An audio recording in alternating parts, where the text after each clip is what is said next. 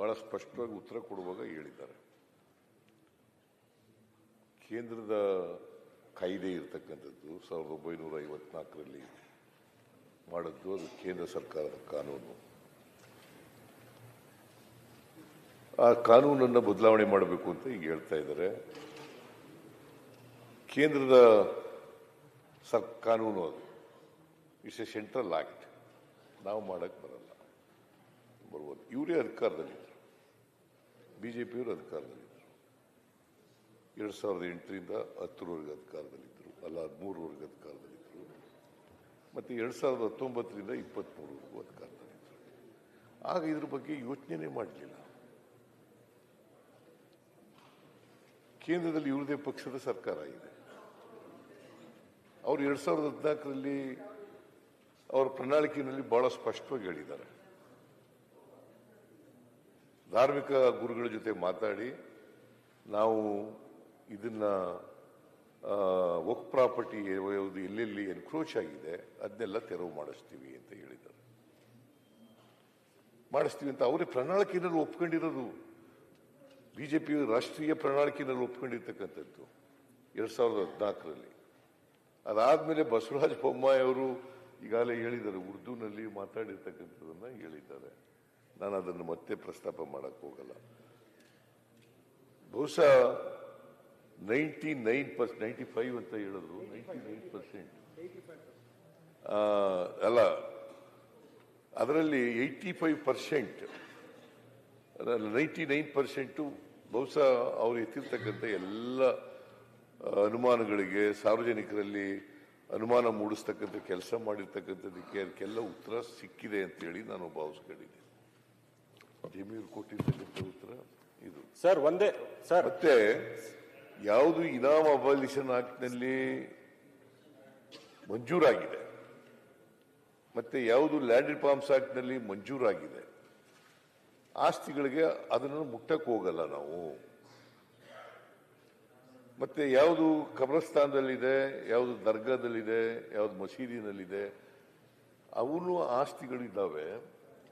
ಆ ಆಸ್ತಿಗಳನ್ನು ಪ್ರೊಟೆಕ್ಷನ್ ಮಾಡಬೇಕಾಗಿರ್ತಕ್ಕಂಥದ್ದು ನಮ್ಮೆಲ್ಲರ ಧರ್ಮ ಕರ್ತವ್ಯ, ಸರ್ಕಾರದ ಕರ್ತವ್ಯ, ಅದು ಮಾಡಬೇಕಾಗುತ್ತೆ ಅಂತ. ಈಗ ಉಳಿದಿರೋದು 1,10,000 ಎಕರೆನಾ? ಈಗ ಉಳಿದಿರೋದು 20,000 ಎಕರೆ. ಒಟ್ಟಿದ್ದದ್ದು 1,12,000 ಎಕರೆನಲ್ಲಿ ಉಳಿದಿರ್ತಕ್ಕಂಥದ್ದು 20,000 ಎಕರೆ. 20,000 ಎಕರೆನಲ್ಲಿ ಇನಾಮ್ ಅಬ್ಲೇಷನ್ ಆಕ್ಟ್ನಲ್ಲಿ ಹೋಗಿರ್ತಕ್ಕಂಥದ್ದು ಅಲ್ಲ, 1,12,000ದಲ್ಲಿ ಮತ್ತೆ ಲ್ಯಾಂಡ್ ರಿಫಾರ್ಮ್ಸ್ ಆಕ್ಟ್ ನಲ್ಲಿ ಹೋಗಿರ್ತಕ್ಕಂಥದ್ದು, ಲ್ಯಾಂಡ್ ಆಕ್ಷನ್ ಆಕ್ಟ್ ನಲ್ಲಿ ಹೋಗಿರ್ತಕ್ಕಂಥದ್ದು, ಅಕ್ವೈರ್ ಮಾಡ್ಕೊಂಡಿರ್ತಕ್ಕಂಥದ್ದು, ಇವೆಲ್ಲ ಹೋಗಿ ಇನ್ನು ಉಳಿದಿರ್ತಕ್ಕಂಥದ್ದು ಇಷ್ಟಿದೆ. ಇದು ರಕ್ಷಣೆ ಮಾಡ್ಬೇಕಲ್ಲ. ಯಾರೋ ಎನ್ಕ್ರೋಚ್ ಮಾಡ್ಕೊಂಡ್ಬಿಟ್ಟಿದ್ರೆ ಅದನ್ನ ಮಾಡ್ಬೇಕಲ್ಲ. ಸುಪ್ರೀಂ ಕೋರ್ಟ್ ಡಿಸಿಷನ್ ಇದೆ, once A work property always A work property ಅಂತ ಇದೆ. ಸಚ್ ಬೀಯಿಂಗ್ ದಿ ಕೇಸ್, ಆ ಥರ ಇರುವಾಗ ಅದನ್ನ ಮಾಡಬೇಕಲ್ಲ. ಇಷ್ಟೆಲ್ಲ ಆದರೂ ಕೂಡ, ಗೊಂದಲ ನಿವಾರಣೆಗಳಾದರೂ ಕೂಡ ಒಂದು ಸಮಿತಿ ಮಾಡಬೇಕು ಅಂತ ಅನ್ನೋದಾದ್ರೆ ಸಮಿತಿ ಮಾಡಿ, ನಾವು ಪ್ರೆಸ್ಟೀಜ್ ಮೇಲೆ ಏನಿರೋದಿಲ್ಲ. ಒಂದು ಸಮಿತಿ ಮಾಡಲಿಕ್ಕೆ ನಿಮ್ಮ ಯಾರು ರಿಟೈರ್ಡ್ ಹೈಕೋರ್ಟ್ ಜಡ್ಜ್ ಅಧ್ಯಕ್ಷತೆಯಲ್ಲಿ ಒಂದು ಸಮಿತಿ ಮಾಡೋಣ. ಯಾವುದು ದೇವಸ್ಥಾನಗಳಿದ್ರೆ ಅಥವಾ ಶಾಲೆಗಳಿದ್ರೆ ಅಥವಾ ಇನ್ಯಾವುದು ದೇವಸ್ಥಾನಗಳಿದ್ರೆ, ಅಂತ ಪ್ರಾಪರ್ಟಿಗಳಿದ್ರೆ, ಅಥವಾ ಲ್ಯಾಂಡ್ ರಿಫಾರ್ಮ್ಸ್ ಆಕ್ಟ್ ನಲ್ಲಿ ಬಿಟ್ಟೋಗಿದ್ರೆ ಅಥವಾ ಇನೋವಾ ಆಕ್ಟ್ ನಲ್ಲಿ ಬಿಟ್ಟೋಗಿದ್ರೆ ಅಂತವನ್ನೆಲ್ಲ ನೋಡ್ಲಿಕ್ಕೆ ಒಂದು ಸಮಿತಿ ಮಾಡೋಣ.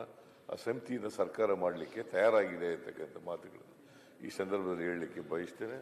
ನಾನು ಜಮೀರ್ ಅವರಿಗೆ ಮತ್ತು ಕೃಷ್ಣ ಬೈರೇಗೌಡರಿಗೆ ಧನ್ಯವಾದಗಳನ್ನು ಹೇಳ್ತೇನೆ. ಬಿಕಾಸ್ ಬಿಜೆಪಿಯವರು ಇದರಲ್ಲಿ ರಾಜಕೀಯ ಮಾಡಕ್ಕೆ ಕೊಟ್ಟಿದ್ರು, ಸಮಾಜನ ಒಡಿತಕ್ಕಂಥ ಕೆಲಸ ಮಾಡಲಿಕ್ಕೆ ಹೊಂಟಿದ್ರು.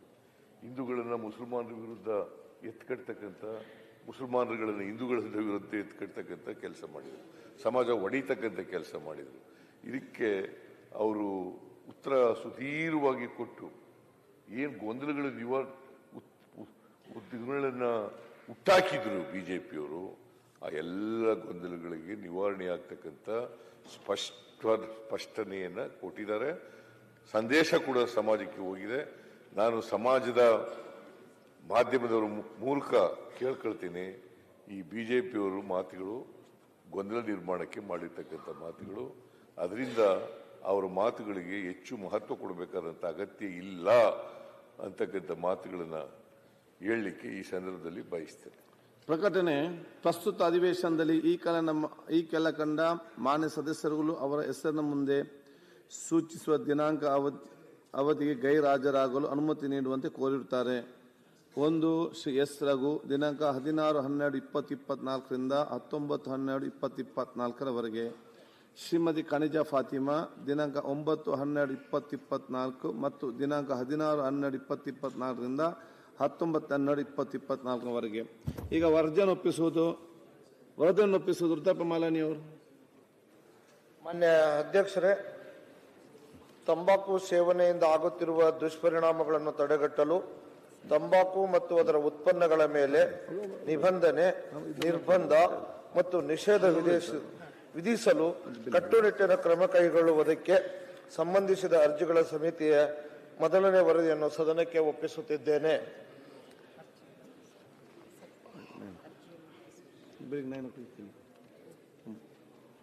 ಅರ್ಜಿಯನ್ನು ಒಪ್ಪಿಸುವುದು ರುದ್ರಪ್ಪ ಮಾನಪ್ಪ ಲಮ್ಮಣಿ. ಮಾನ್ಯ ಅಧ್ಯಕ್ಷರೇ, ನನ್ನ ಹೆಸರಿನ ಮುಂದಿರುವ 18 ಅರ್ಜಿಗಳನ್ನು ಸದನಕ್ಕೆ ಒಪ್ಪಿಸುತ್ತಿದ್ದೇನೆ. ಓಕೆ. ಈಗ ಮೈಸೂರು ಅಭಿವೃದ್ಧಿ ಪ್ರಾಧಿಕಾರ ವಿಧೇಯಕವನ್ನು ಪರಿಗಣಿಸಿದ ಮಾನ್ಯ ಸಚಿವರು. ಮಾನ್ಯ ಸಭಾಧ್ಯಕ್ಷರೇ, 2024ನೇ ಸಾಲಿನ ಮೈಸೂರು ಅಭಿವೃದ್ಧಿ ಪ್ರಾಧಿಕಾರದ ವಿಧೇಯಕವನ್ನು ಪರ್ಯಾಲೋಚಿಸಬೇಕೆಂದು ಸೂಚಿಸುತ್ತೇನೆ. ಪರ್ಯಾಲೋಚನಾ ಪ್ರಸ್ತಾವನೆ ಈಗ ಸಭೆ ಮತಕ್ಕೆ ಹಾಕುತ್ತೇನೆ. 2020ನೇ ಸಾಲಿನ ಮೈಸೂರು ಅಭಿವೃದ್ಧಿ ಪ್ರಾಧಿಕಾರ ವಿಧೇಯಕವನ್ನು ಪರ್ಯಾಲೋಚಿಸಿದೆ ಎಂಬ ವಿಷಯ ಸಭೆ ಮುಂದಿದೆ. ಪ್ರಸ್ತಾವದ ಪರವಾಗಿರುವವರು ಹೌದು ಎಂದು ಸೂಚಿಸಬೇಕು. ಹೌದು. ಪ್ರಸ್ತಾವದ ವಿರುದ್ಧವಾಗಿ ಇಲ್ಲ ಎಂದು ಸೂಚಿಸಬೇಕು. ಪ್ರಸ್ತಾವ ಹೌದು ಎನ್ನುವ ಪರವಾಗಿದೆ ಎಂದು ಭಾವಿಸುತ್ತೇನೆ. ಪ್ರಸ್ತಾವ ಹೌದು ಎನ್ನುವ ಪರವಾಗಿದೆ. ಪ್ರಸ್ತಾವಕ್ಕೆ ಅನುಮೋದನೆ ದೊರಕಿದೆ. ಮಾನ್ಯ ಸದಸ್ಯರು ವಿಧೇಯಕದ ಬಗ್ಗೆ ವಿವರಣೆ ಕೊಡ್ತಾರೆ, ವಿವರಣೆ ನೀಡುವುದು. ಮಾನ್ಯ ಸಭಾಧ್ಯಕ್ಷರೇ, ಈ ಮೈಸೂರು ನಗರಾಭಿವೃದ್ಧಿ ಪ್ರಾಧಿಕಾರ ವಿಧೇಯಕ 24ಕ್ಕೆ ನಾವು ಒಂದು